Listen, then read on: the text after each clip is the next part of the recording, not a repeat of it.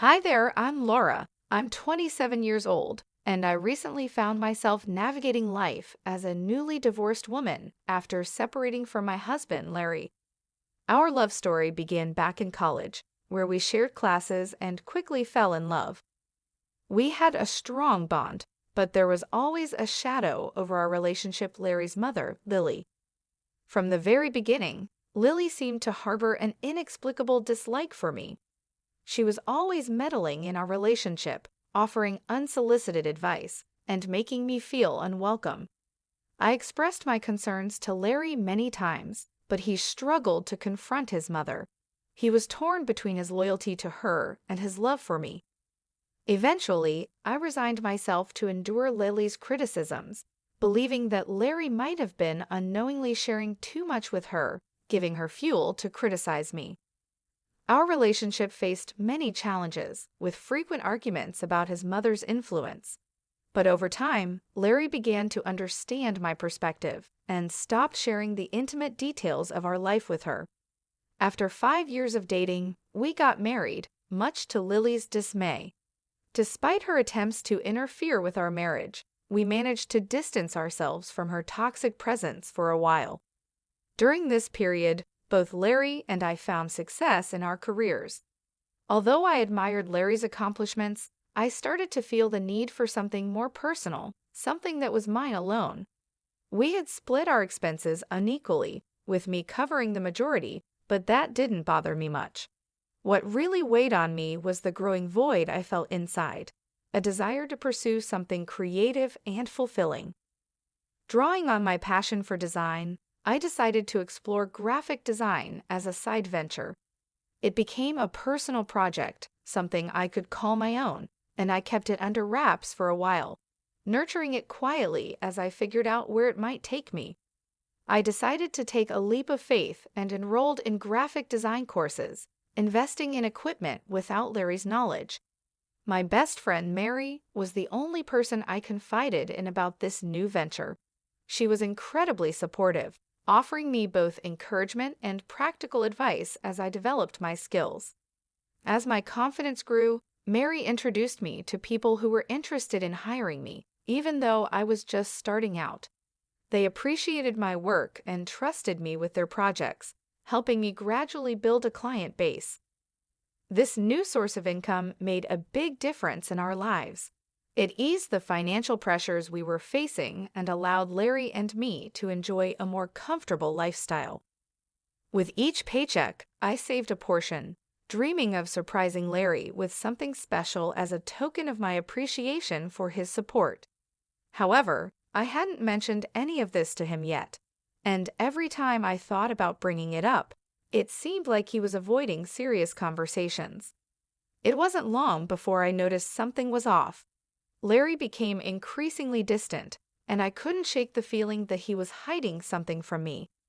The first real sign of trouble came when Larry admitted that he had spent his entire paycheck on investments just a week after receiving it. We had a heated argument about it, but we managed to patch things up for the time being. To help make ends meet, I put in extra hours at work, which helped relieve some of the financial strain. But the following month, Larry repeated the same behavior, and I found myself feeling more and more frustrated. I couldn't understand how he could be so careless with his earnings, especially when I was working so hard to contribute to our household. In a moment of anger, I lashed out with hurtful words, though I quickly regretted my outburst. However, when Larry once again found himself without money for the 5th month in a row, I reached my breaking point. I had been meticulously managing our finances, working tirelessly not just at my day job, but also on my growing graphic design business, which was becoming our main source of income. It was becoming clear that something had to change, and I couldn't keep carrying the burden alone. I had reached my limit. "How could you let this happen again? Have you learned nothing?" I scolded Larry, my frustration boiling over. Despite his attempts to justify his actions, I was done bearing the weight of his financial irresponsibility. It was a tough decision, but I made it clear that I wasn't going to bail him out this time. Larry reacted with indignation and defensiveness, but I stood firm. You can't gamble away your entire paycheck and expect me to cover for you, I asserted. I won't enable this behavior any longer. Our argument quickly escalated, with accusations flying back and forth, until finally, Larry stormed out, leaving me alone to grapple with the turmoil of our crumbling relationship. In the aftermath of our confrontation, I couldn't shake the feeling that there was more to Larry's behavior than met the eye. Suspicions began to creep in, and I wondered if Lily, his overbearing mother, might be involved. Determined to uncover the truth, I decided to do some investigating while Larry was out. It didn't take long for me to find what I was looking for. Larry had carelessly left his bank account logged in on my laptop, and what I discovered shocked me. Contrary to his claims of being broke, Larry had more than enough money squirreled away. As I scrutinized his transactions, I found nothing unusual, just the usual debits and credits. But I couldn't understand why he had been hiding his finances from me and telling lies. Seeking clarity, I delved into his messages, and the first person I noticed him texting was his mother, Lily. Their conversation revolved around our recent altercation, with Larry painting me as the antagonist, claiming I had berated him for withholding money. Lily seemed to revel in the discord, affirming her suspicions about me. As I scrolled further, I uncovered a disturbing revelation. Lily had been relentlessly disparaging me to Larry, labeling me as materialistic, and insinuating that I was only with him for financial gain. Ironically, I was the primary breadwinner in our household. Their exchanges showed how Lily's toxic influence had fueled Larry's grievances against me, magnifying minor annoyances and nurturing his resentment. The final blow came when I realized just how deeply Lily's words had seeped into Larry's mind, twisting his perception of our relationship and turning him against me. The truth was out, and it left me reeling. When I discovered their scheme to cut me off financially, it felt like the ground had been ripped out from under me. Initially hesitant, Larry gradually gave in to Lily's manipulations, slowly yielding to her demands. He unknowingly provided her with more ammunition by sharing moments where I had expressed my frustrations, further fueling her animosity toward me. This betrayal was devastating, leaving me overwhelmed with hurt and confusion. Unsure of my next steps, I turned to my best friend, Mary, seeking solace in her comforting presence. I confided in her, revealing the distressing truth I had uncovered and desperately seeking her guidance in this tumultuous moment. Mary, ever the steadfast confidant, listened intently, offering her unwavering support as I struggled to process the betrayal inflicted by those closest to me. The situation weighed heavily on me, and I found myself at a crossroads, uncertain of the best course of action. It seemed glaringly obvious cut off Larry's support, wait for him to hit rock bottom, and then file for divorce. But Mary questioned the morality of such a plan, suggesting that it might be too harsh. Her concern prompted me to reconsider my approach, and she advised me to sleep on it and revisit the issue the next day. Exhausted both physically and emotionally, I welcomed the respite that sleep promised. The next morning, with the luxury of a weekend ahead, Mary and I decided to find comfort in the familiarity of a favorite movie. We drifted off to sleep in each other's company, the tranquility of the day offering a temporary sense of peace, a brief reprieve from the turmoil brewing within me. We indulged in simple pleasures, immersing ourselves in movies, enjoying culinary delights, and savoring each other's company. Despite the nagging thoughts of the previous day's revelations, I made a conscious effort to set them aside, prioritizing the much-needed break from the stress and heartache I had been experiencing. However, our peaceful reprieve was short-lived. A call from Lily shattered the calm. Reluctantly, I answered, only to be met with accusations and hostility. Her unwarranted attacks only served to heighten the tension, but with Mary's encouragement, I managed to maintain my composure amidst Lily's tirade. Then, amidst the hostility, an unexpected proposal emerged, a 40/60 split of everything between Larry and me.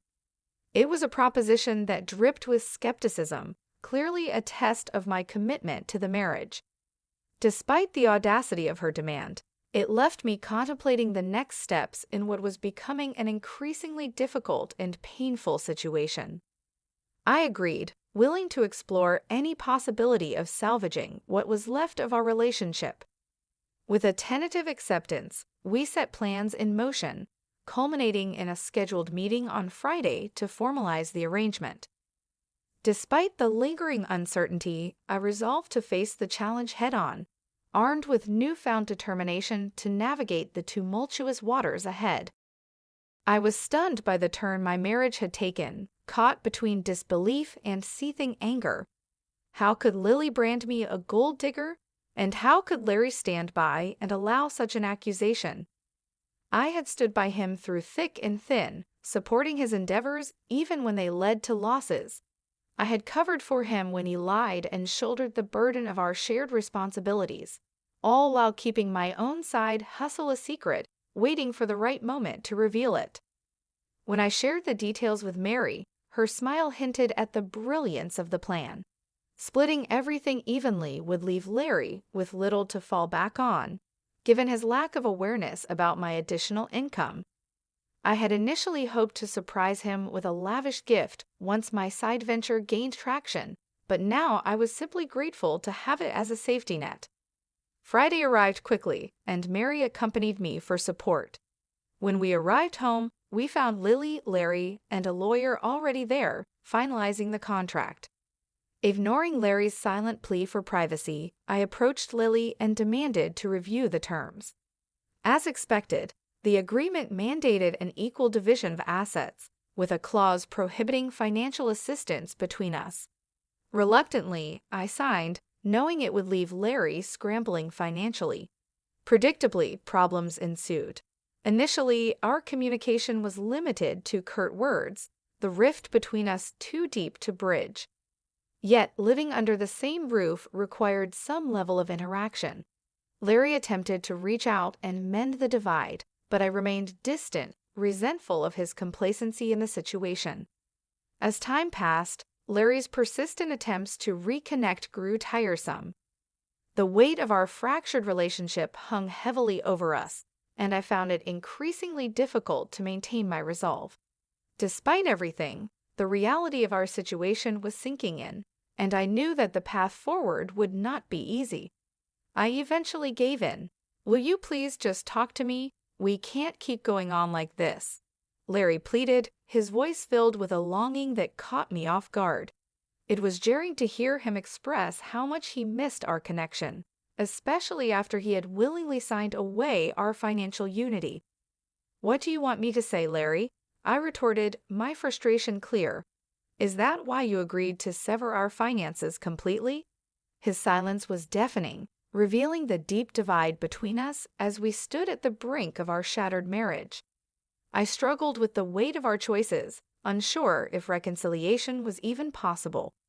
"I just need to know where your loyalty lies, Laura," Larry implored. "Despite all the issues caused by your mother, you still choose to side with her. Is this truly what you believe is best for us?" "Please, Larry, don't speak ill of my mother like that. And what wealth are you so concerned about?" "I don't understand," I countered, feeling both confused and hurt. "I'm simply trying to make things right between us. Can we not lash out at each other?" "There will be no reconciliation until that contract is null and void," Larry replied defensively. "It's only been 3 weeks since we signed it, and I've seen no evidence to suggest you're not here for the money. If you're struggling financially, just let me know. I'm willing to help," I offered, trying to bridge the gap between us. "Wouldn't that be a breach of the contract?" "I won't risk violating it," I insisted. "Why are you making this so difficult? Can't we just be civil?" I could see Larry wrestling with conflicting influences, his mother's and his own. The Larry I married wouldn't have succumbed to such manipulation. That month, I focused on paying off our major debts, leaving Larry to manage on his own.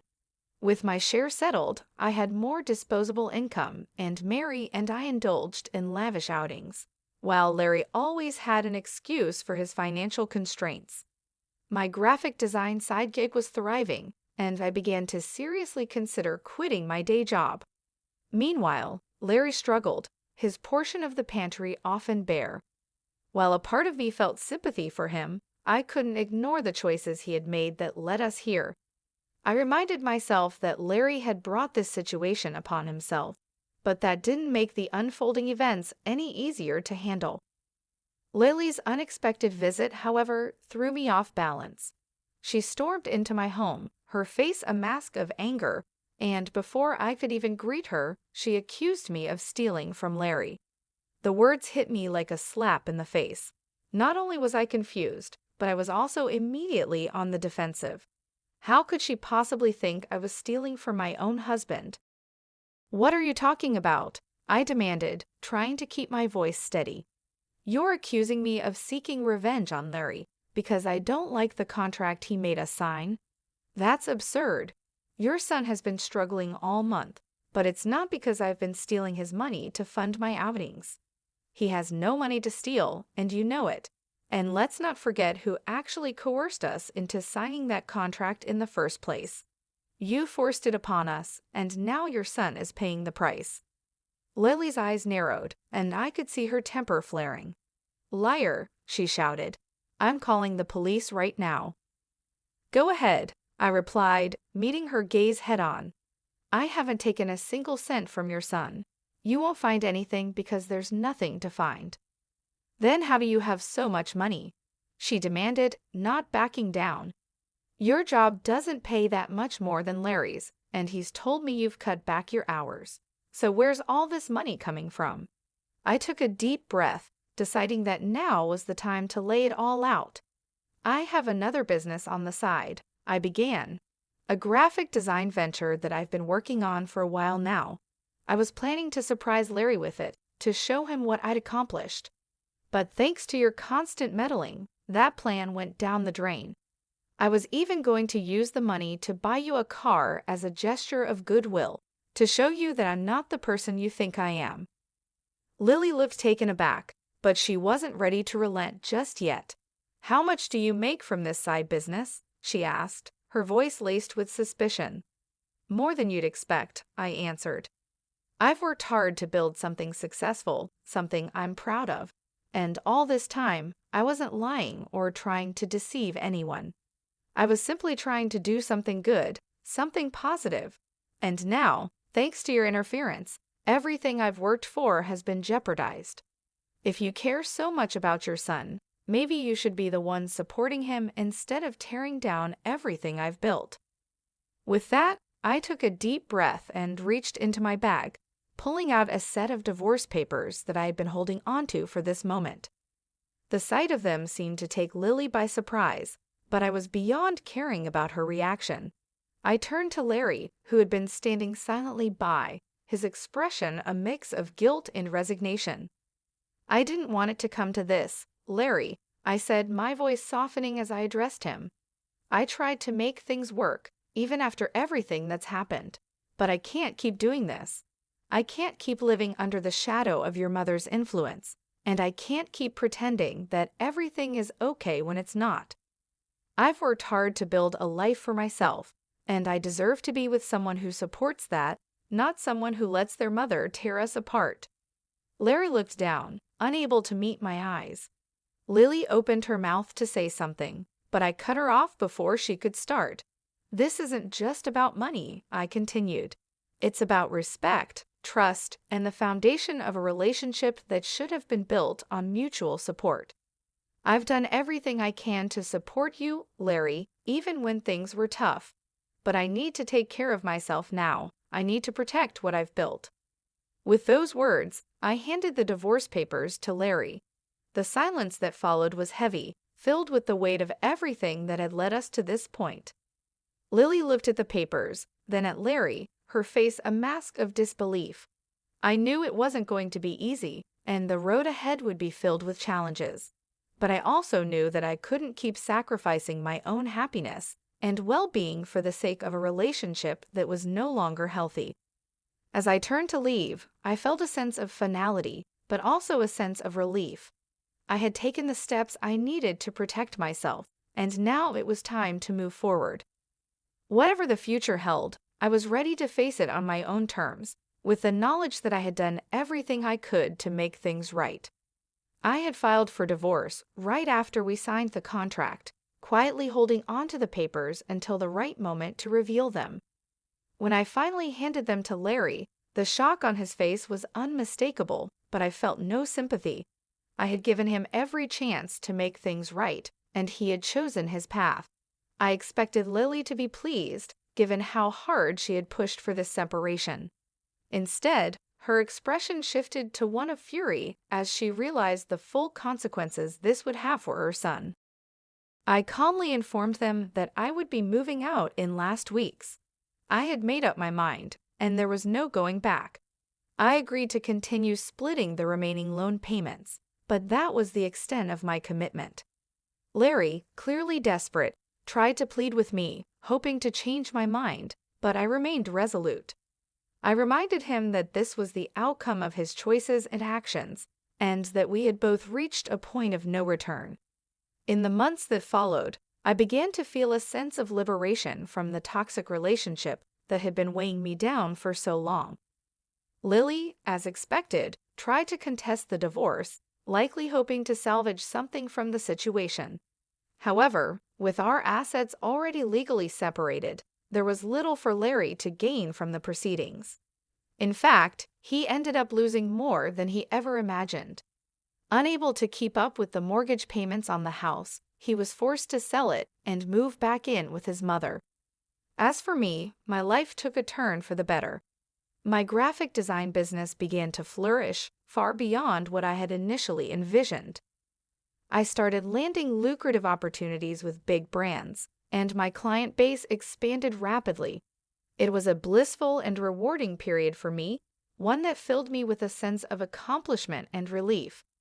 I finally felt like I was in control of my life, free from the negativity and constant stress that had overshadowed my marriage.